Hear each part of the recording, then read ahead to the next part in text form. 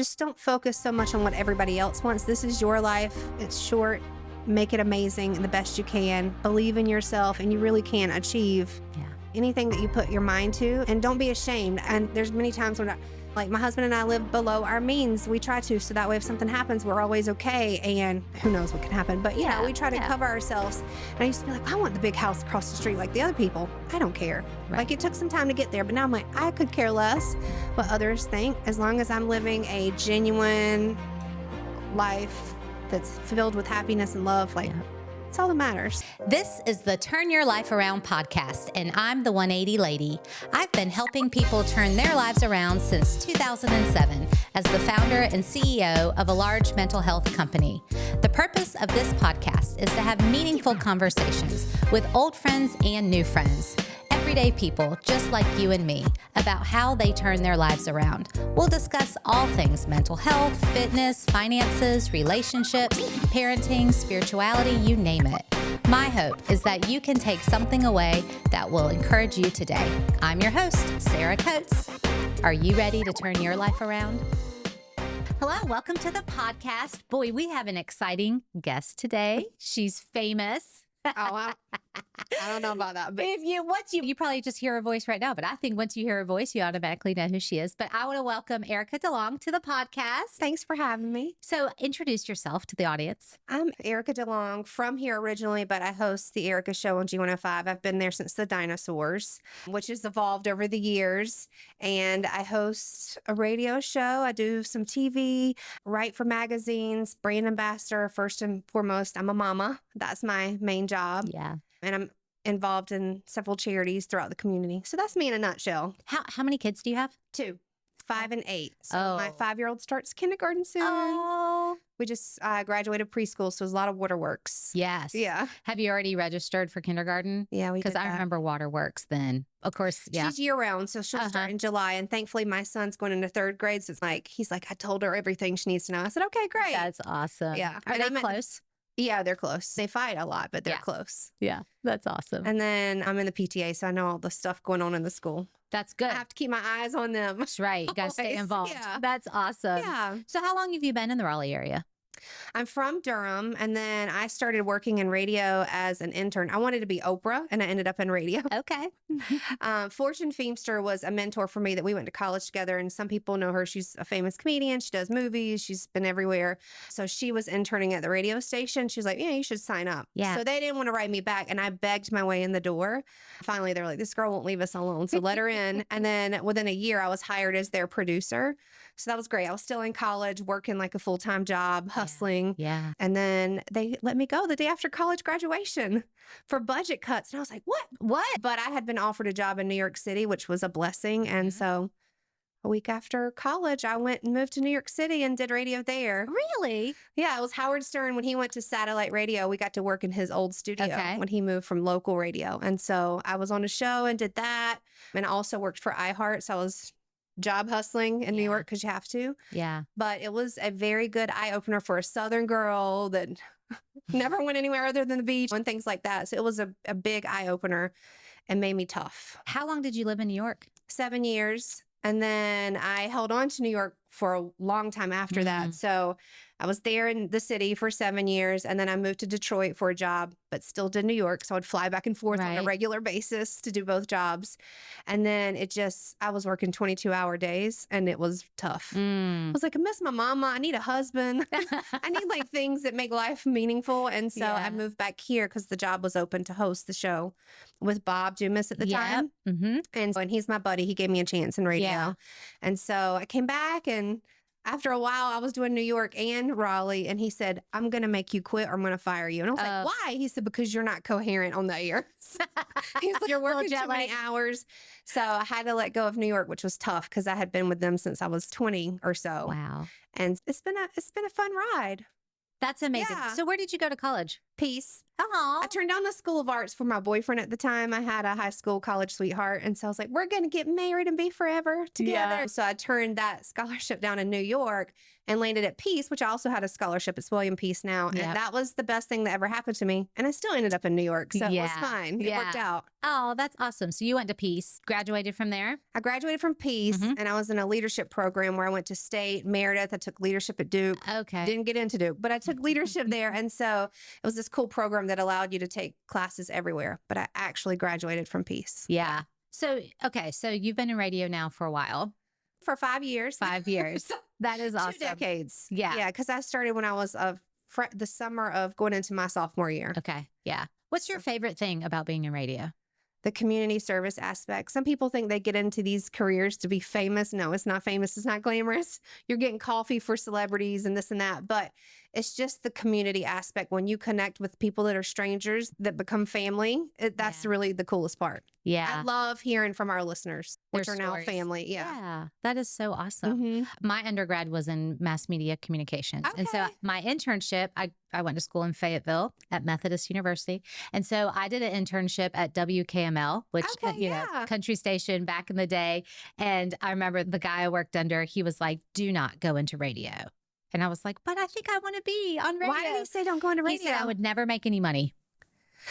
That is true for some people. Right. Yeah. It depends on it depends. Yeah. I was grandfathered in. I was lucky and blessed at a young age so they paid me well in New York. Right. Then I came back here when Bob said you have to quit your New York job. I was like, I can't. Y'all are not paying me enough. Yeah. He was, the New York job, I promise you'll be okay. So he made me quit the Raleigh job. I was like, what are you doing to me? But it worked out because he was like, quit because they're not paying you enough. And I ended up getting the money that I That you needed. should have made. And Yeah. so over the years, it's grown, but endorsements are huge too. That's brand partnerships. And even celebrities or athletes, they can double, like Caitlin Clark with the WNBA. She's making $30 million from Nike, Yeah. but yet she got a $76,000 salary. So you can really make a lot of money with your brand partnerships. Right. So how did you land your own show? I think just years of being there. I mean, I was with Bob for many years. After I came back from New York, I was hosting a country show in Detroit. I was hosting a show in New York. Wow. And then I came back here and I worked with Bob, which I love Bob. I don't know if you're listening, you remember him. He was my buddy. He'll always be my buddy because he gave me a shot, but he taught me how to be really tough. And then when he decided to go, then I was by myself. Yeah. And so they were like, you've been here a long time. You've got credibility in the market. Yeah. You make us a lot of money. Yeah. And so here you go. Yeah. So it was good. And there's been some hurdles along the way, but that's every profession. Yeah. So, so you have your own show. It's on the afternoons in case the audience wants Yeah. to. We did mornings for a very long time. Yeah. And it's been 2 years where I started to do afternoons. And I think I fought it, not realizing that because how much I love mornings. I love getting up early. I love having the afternoons. But then again, I'm so thankful that I don't use an alarm clock to wake up. I wake up at 5 naturally, but Well, plus my you have kids. body needed sleep. And I had no idea. It took about a year to adjust. I didn't realize TMI, mental health, like girly stuff that happens for women. It wasn't happening for years because I didn't realize how much I was like damaging my body by lack of sleep. Sleep is important, y'all. It's so important. Your body was stressed out. My body was just in flight or fight mode. Is that right? Yeah. And so I didn't know that until I finally started to sleep, eat healthy. I started losing weight. Like all the things fell into place. And now I'm in a really great balance where I can see my babies off to school. Yeah. Do teacher lunches at the school. Yeah. Do TV and then do the show. That is awesome. Yeah. Yeah. It sounds like a really great life, great career. Yeah. But you get used to something for so long because mornings was all I had ever known. I was like, do I really think this is right? Am I failing at life? But no, it was what needed to happen. Yeah. Yeah. You're in a pretty much male dominated business. Yeah, it is. How is that for you? Some of them think I'm feisty because I'm not scared to speak up. You can put me in a room with any executive. I was like, I do not care. I'll speak up. But that took a lot of time and a lot of learning and coaching from very strong males in the industry that did have my back. But there are challenges. Like there was a chapter of my career where when they listen back, they're going to be like, Erica, where they thought that the guy should open my show. And I was like, no, it's my show. I'm going to open my own microphone, like the own breaks. And I'm willing to grow always. But that was something that was very important to me because they felt like the male voice should be the first to be heard. And I was like, no, Interesting. no, that's not how it's going to go. On your own show. Huh. Not currently. My situation now is beautiful. I love it. I have a great co-pilot with me, but in the past. But there was a time in my life where they thought that a male should open and close the show. And I was like, but I'm the one that makes all the money for y'all. And I've been here and earned my spot. So I had to fight it. And there were some tough battles, and I know we'll probably get into it, but there were some challenges to where I had to change my mindset from the woe is me victim mentality and start investing into myself to grow. Because I was like, okay, if people see it this way, that's not what the reality is in my world. I just need to start growing and loving myself and growing, and do take the criticism that I'm hearing and grow from that. And I think that was the best thing that could have ever happened, is that instead of being the victim, you start growing. Yeah. Yeah, so, you mentioned in our pre-screening chats about this overcoming a victim mindset. So when else have you overcome that in your life? I mean, don't we all have that always? Yes. And I notice it in other people. Now I'm like, shift your mindset. Like one of my buddies that came to me, a male, and he was like, oh, this sucks. This is that. And I said, got to shift your mindset from that. Don't play the victim. Nobody's shutting any doors on you. You can walk around and create your own table if you need to. Yeah. But there have been times, like in the career being a male dominant, there's been times where people said, oh, you're too chubby for this job, or you're not this for this job. And I was like, okay, I'll show you. Or you'll never be good enough. And you just have to keep pouring into yourself and believing in yourself, because it's interesting to see. And I never say, oh, I told you. But there's been times where those exact same people that may have said those things, they came back around, let's say 10 years later, and said, can I use your help for something? I'm like, absolutely. So I don't want to hold any grudges, but you just have to just invest and believe in yourself. Yeah, for sure. How do you go about investing and believing in yourself? What do you do? Do you have like daily routines? Or, I try to, when you have kids, you think you're going to plan your day, but it changes. Yeah. But some of the things, I always make a list of the to-dos, or I always take the time to take 30 minutes to say, okay, these are things I want to work on. So I need to update some websites right now currently. And I'm trying to invest a little bit of nuggets of time each day so I can do step by step to start growing in those areas, to invest. And also taking care of yourself.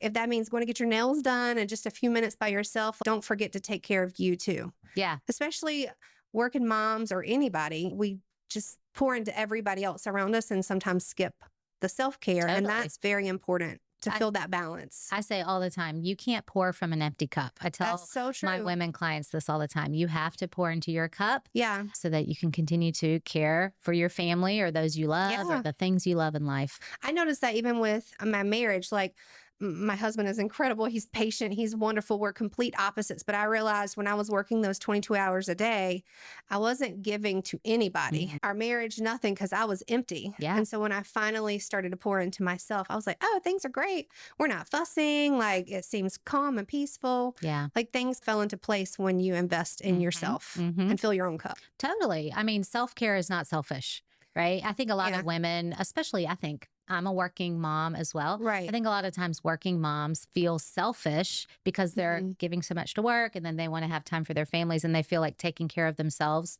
is selfish, time away from their kids or their career. But you have to take care of yourself, or you can't keep giving to those things. Right. And I still go with that too. Like my girlfriends, one of them, she lives in Italy for the year. I was like, oh, I can't leave the kids for that long. Yeah. So I did a 4-day express trip to Italy, but I still managed to say, okay, I'm not going to stay away from the kids too long, but I'm also going to go and hang out with my girlfriends, which was such a special trip where we had memories that we'll never forget. My girlfriends and I, they're my college girls. Yeah. But yet I made it home in time to still be mom, be at the baseball games, all the things. Yeah. I saw your Instagram post about that trip. It was a crazy whirlwind of a week. It looked fun. But it took a couple weeks, and then I finally caught my breath. I was like, okay, I'm tired. Yeah. You have a very important part of your story that I think you share sometimes for advocacy and for helping young women. Do you mind taking a minute to share a little bit about that? No, I had a sexual abuse situation that happened in college, and my college high school sweetheart, only guy I'd ever dated. I had other, but this is the only serious relationship I had been in. We broke up. I thought the world was over. And then I slowly started to trickle back out and date again. And there was this guy that I thought he went to Duke University. Come to find out he was a drug dealer in Durham. Had no idea all these things happened. But regardless, there was a situation that happened where it happened, and I had only had that one boyfriend. So I wasn't sure, was this my fault? Am I dirty? All these things were going on in my mind. I was on the radio, so I didn't want to tell anybody. I didn't tell anybody, including my parents, which they found out because I guess I told one girlfriend because she's, what's wrong with you? You could tell when you're pretty transparent, people know if something's off. And she made me go to the hospital to get myself checked out, which I'm thankful for her. Her dad was a police officer, and so she knew how it goes. But when you do that, they call your parents. Yeah. I didn't know that. So it was just like, it ended up being a blessing that my family was there because I needed them and I didn't know that I needed them. But I suppressed it for years because I didn't want people to think I was dirty. I didn't want to be the victim, all these things. I suppressed it for years until I came back to Raleigh and something was brought up on the air. It was like a trigger for me. And I was like, I need help in this area. I've been pushing this down for so long and just working hard and not paying attention. And I realized this was affecting my relationships, a lot of things, how I felt about myself. And so I finally got some help. And so now I'm like, I'm so thankful. I don't want to say thankful it happened, but I'm glad that it did, because in return, there's many young women that I've had a chance to talk with that have had that, because it happens so often, which I didn't realize, but it's a very common thing, unfortunately, whether it's somebody or a stranger, and a woman of faith. And so I felt like it was a blessing that God used me to be able to talk to other women, which was great. And men, it happens to men too. Totally. And I was able to share it on the air. And the day that I think I snapped and started talking, I was crying and sobbing. But there's so many women that reached out and they're like, I'm so glad you talked about this. Like, I've been going through this. I didn't know how to handle it. And it was really like, okay, you know, there's meaning and purpose in everything. Yeah. So. Yeah, I think there's so much truth to using your pain for purpose. And I think, like you said, that happens to so many women and girls. They feel dirty and shameful and they don't want to talk about it and they bury it. Yeah. And I didn't even realize I had buried it. Yeah. I didn't know. I was just busy living my life in New York, on red carpets, doing this and that. I had no idea that I had suppressed it until finally it came to a head. And I was like, oh, wow, that's how my husband loves me. There were so many things, the way he would love me, or if we were romantic, like it was triggering all of that. And I had no idea until I had to do the hard work to get help and work through that. Yeah. Did you go through therapy? I did. Yeah. I went to Lori, I can't remember, I'm having a brain fart, but she is a therapist, very well known here in the Triangle. She happened to be on the show. I was like, I need to come see you. That's awesome. Yeah. And I was embarrassed, but finally she was like, you don't need to be embarrassed. This happens a lot. She said, you would be surprised. And I don't know what the stats are, but it's very high number, sadly. I know I don't know the stats off the top of my head, but I want to say it's like 1 in 4 women I think that's have had an 1 in assault 4. experience. And the parts that hurt the most as we went through this, like people that were being attacked from family members or people they knew, that part was really hard to digest. You know, I want to say I'm thankful that mine was somebody that I had met just briefly and didn't know anything about. But a lot of times it's people at home. Oh, yeah. People that the girls and women are encounter with. Right. And they know. So that's the scariest But it's never the end. Like, you can come and talk to people. We're here always. So. Yeah. And it's never your fault. Right. And you don't have to carry that shame for decades, because a lot of women do. I talk to older women in my therapy practice and they've carried the shame for years and decades, and it's affected them in so many ways. And they wish that they would have talked about it earlier and sought help earlier. Wow. So that's a huge part of your story. And you're so true. Your pain is such a growing point. If people, when you change your mentality and you realize the pain that we go through, whether that's loss of a child or family or friends or whatever it may be, that pain, there's always some kind of growth or learning opportunity typically. Right. And I know not to say when you lose a loved one, that's hard, but there's still some sort of growth that could always usually happen through that pain. Well, and I think it's like we were saying a minute ago, it's about your mindset. You can allow it to make you a victim. You can allow it to bury you, or you can allow it to grow you and grow through it. And then ultimately, I think I'm a person of faith too. I don't think God causes suffering. I think suffering happens because we're human on this human planet. But I think that we can grow through that and use it to help other people. And I think that's why stuff happens. Yep. Yeah, to help others. How else are you helping others? What else do you do in your day-to-day life or your career to help pay it forward or help other people? I'm involved with a lot of charities. Yeah. And I have been I love that part. Like, it used to be the Pediatric Brain Tumor Foundation and Bob's Buddies. And that was kids with brain tumors. Actually, my daughter, she has a lovey that one of the kids that didn't make their journey ended sooner than it should. Have a lovey from them that's really special that she carries everywhere she goes. And so it's just really special. But I'm on the board for Prison Alliance, which is giving prisoners a second chance. It's faith-based. Most prisoners are released once they're incarcerated. And so giving them the tools to get back on their feet to do well in the community.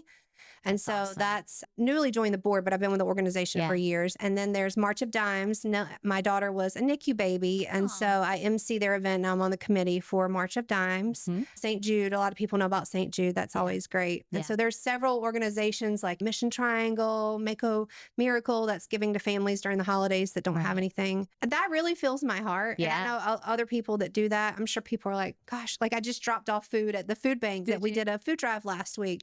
But that's to me what it's all about, is just pouring into your community wherever you are, as best you can. Yeah. And I think it's awesome. So you obviously have name recognition, brand recognition, and then you're able to just partner with all these organizations at a different level than maybe someone who doesn't have that name recognition. But that's awesome because you're leveraging that.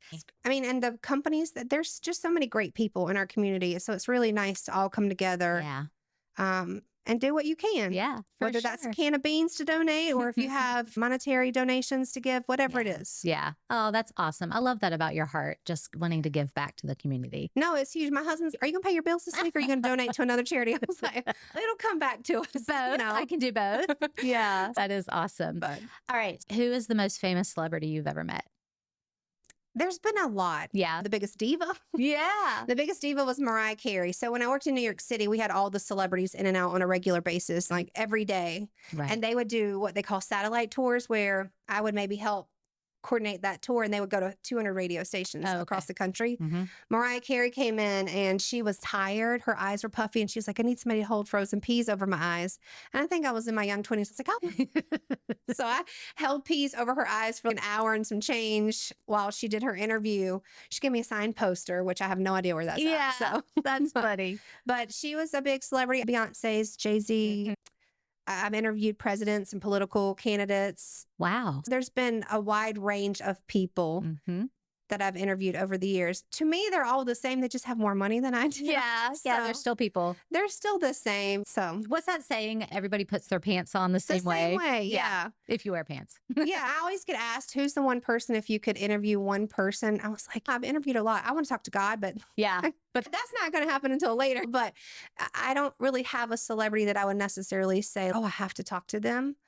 And maybe because I've been doing this since I was 19, 20 years old, I'm not as, when I see celebrities. Starry-eyed, But there's been some really great ones. A lot of times I've noticed the bigger the celebrity, the more down to earth they are. Like George Clooney, I caught him in an airport. He was very nice to everybody because he has nothing to prove at this point. Like he's already made it. Brad Pitt, he really does have that aha moment when you meet him. He really is cute. He really is. He really is. See celebrities, you're like, oh, they're not all that. But he's got that aha factor about him when you see him in person.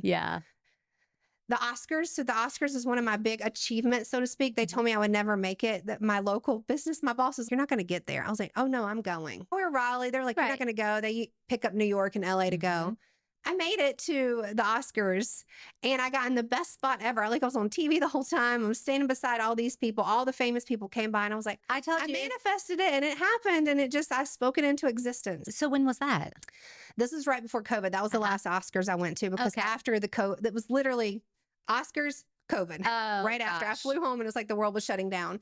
But after that, they started limiting who got on the red carpet. And I also think I had done it a couple years in a row and I was like, okay. Yeah. You kind of checked that off. Been there, done that. Yeah. But yeah, that was like a big, I'm determined to get to this point and, just proven to never give up on your dreams or not that was a dream, but don't give up on yourself. You can always do it no matter what, your circumstances are. A lot of times you can still make it happen in some capacity. Of course. Yeah. You just said manifesting. I think a lot of people are talking, that's like a buzzword right now. Sit. And I had a life coach who was on the show and she became friends. She actually helped me when I was in my after Bob and now. There was like a little bit of a tough chapter, I would say, in my career. But she helped me and she would always talk about manifesting. And I do believe what you put out is what you end up. If you think negative about yourself, then that's what subconsciously you really do believe, even if you're joking. Because I used to say a lot of fat jokes and things like that about myself on the air, and I stopped because I was like, I don't want to feel that way about myself anymore. Right. No, I totally agree. Yeah. I believe we're energetic humans. We can exchange energy, feel people's energies. I definitely believe that. I believe you speak things into existence. In therapy world, it's called cognitive behavioral therapy. And if what you say is what is going to be the outcome. When, like you're saying, positive self-talk is the key. And people don't necessarily believe that, but just an example, like Brad Pitt. I said that I was going to get a selfie with him on the red carpet. The chances of that were very slim to none. I got a selfie with Brad Pitt. I don't know how it happened, but it did. I also said, I want to take home a piece of the red carpet. That's not something people do, but I wanted a piece of the red carpet so I could take it home. And how did you get it? I don't know. I just said I wanted it. And next thing, I happened to be talking to this guy that was beside me. And I was like, I want a piece of that carpet. I'm the director of the red carpet. What are the odds out of thousands of people on this carpet that would happen? And so he said, call me tomorrow at 3 a.m. LA time. I was like, okay, great. So he cut up some carpet for me and I took it home. That's wild. It's shoved in the back of a closet. Did nothing with it, but still. With that poster that Mariah signed. Yes. But I think you do speak things into existence. I do. And I think it's the opposite too. If you talk negative about yourself, I'm terrible at math, I'm going to fail this test. You probably will. I'm talking to teenagers. But how do you, so then I'm asking you a question. Then how do you get out of it? Because a lot of people ask me, you're lucky you haven't. I said, I don't know how to necessarily change your mindset. Like maybe you're having a hard time at work and you don't know how to turn off those negative thoughts. What advice do you have for people? Good question. To say, stop the thoughts. I think you have to practice it. Yeah. So we are habitual thinkers and we just get into these loops and we don't even recognize that there's a loop or this negative cycle. And awareness, recognizing like, oh, I have to stop saying I suck at math and I'm going to fail every test. Right. Once you stop that and you catch yourself, the more you practice, you will like literally catch yourself as you're getting ready to say it. You'll notice you think it and then you'll say, I'm not going to say that out loud. I'm going to say the opposite. So I'm going to challenge it. I may be terrible at math, but I studied for that test. And so this time I'm going to do better. So it's awareness, it's catching it, and it's just literally changing. It's called reframing or restructuring in therapy. And you just reframe it and say it differently. And the more you practice that, the more it just comes out over time. And I would agree with that because I would think I would start writing things down, journaling in a way of what I was doing. And then you start seeing patterns. You're like, okay, I could change that. That's something I have control over that I can change to stop doing that. So now in certain things, when we self-deprecation, I used to be huge at that. I still do it, but I've scaled it back 90% because that's not, if I'm thinking that about myself, then others think that about me. And so I don't want to feel that way. No. And then you're also teaching people how to think about you. You're saying that out loud. I don't know if you do this in the mornings, but I really try to like manifest or set the intentions for my day. Thank you, God, that I woke up and I have breath and today's going to be a good day. But not everything's going to be perfect, but I try to set the intention for the day.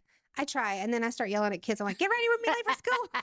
So basically, when people, because I do a lot of panels and stuff, it's not instant where it happens. You have to we're constantly working on ourselves from the moment we're born until our last day here on earth.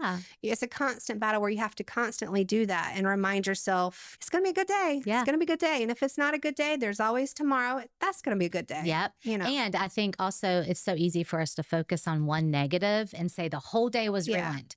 But really that just one moment was bad or that hour or that meeting. But the whole day, if you step back and look, you're like, oh, the whole day wasn't terrible. It was just that moment. And so perspective is huge. I try to always, this is a newer thing I've done over the last couple of years, is in 5 years, does it really matter? That's good. My boss was upset about this one thing. Does it really matter in 5 years? It doesn't. So let it go. And also not taking things as personal because somebody may say something about you. That's their perception. That's not the reality. And so just letting go of other people's opinions. Oh, that's so good. Have you heard of the let them theory? This is like trending. Yeah, I actually just saw this on TikTok. They don't like you, let them. Denzel Washington was actually saying it. Like if they don't want you there, let them. If you're not invited, don't go or whatever it might be. I think that's awesome theory because to me, it hits on the boundaries, which I love talking about boundaries.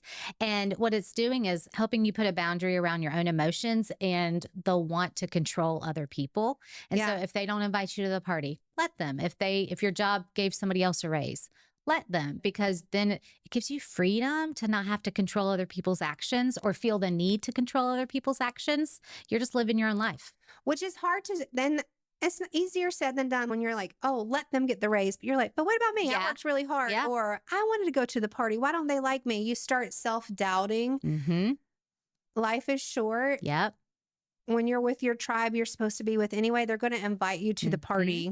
Yep. They're going to want to make sure that you get the things that you are deserving of. Yeah. So let them. Right. That might not be your people. That's right. Or that might not be the job you need to stay. If you got passed over for a raise, use that as fuel to go chase after the next thing, Right. or maybe chase after a different job or different employer or company where you will be valued and recognized. And it's never too late either. Like I've been doing radio for 20 years. And so I was talking to my husband. He's been in finance since he was a cop and then he went into finance. It's like, we've been doing this for so long. What happens if we do a career change? Yeah.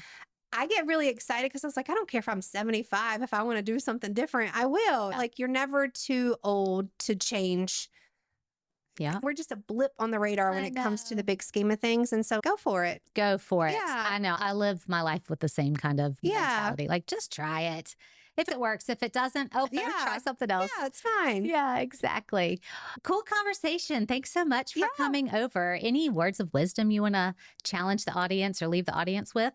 Just believing in yourself and try not to worry about people's opinions or what on social. They don't pay your bills. Yeah. Just don't focus so much on what everybody else wants. This is your life. It's short.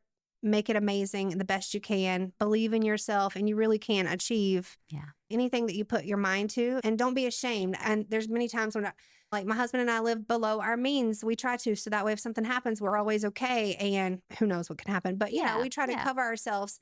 And I used to be like, I want the big house across the street like the other people. I don't care. Right. Like it took some time to get there, but now I'm like, I could care less what others think, as long as I'm living a genuine life that's filled with happiness and love. Like it's all that matters. That is awesome. Yeah. That's great wisdom. Yeah. And never be ashamed of who you are. We're all individually created and we're supposed to be here. So the world needs more of who you were created to be. Yeah. I love that. Thank you for having me. Thanks for listening. And if you want to find out about any of the charities that Erica partners with or donates to, we'll link those in the show notes. Okay. That will be awesome. And others could join and partner with those charities as well. Yeah. And of course, where are they going to find you this afternoon? I'll be on G105 this afternoon, or you might hear me on other stations depending on what you listen to, but G105. And then you can always hit me up on social. It's my name, at Erica DeLong, on all platforms. That is awesome. Thanks for taking time today. Thanks for listening. Hi, everyone. I appreciate you taking time to listen. These days we live in feel stressful, challenging, and maybe even chaotic. I'm really passionate about putting out positive content that will encourage and inspire others. I ask that you like, follow, subscribe, and even give us a 5-star review. Most of all, share this with your friends and family so together we can help people turn their lives around.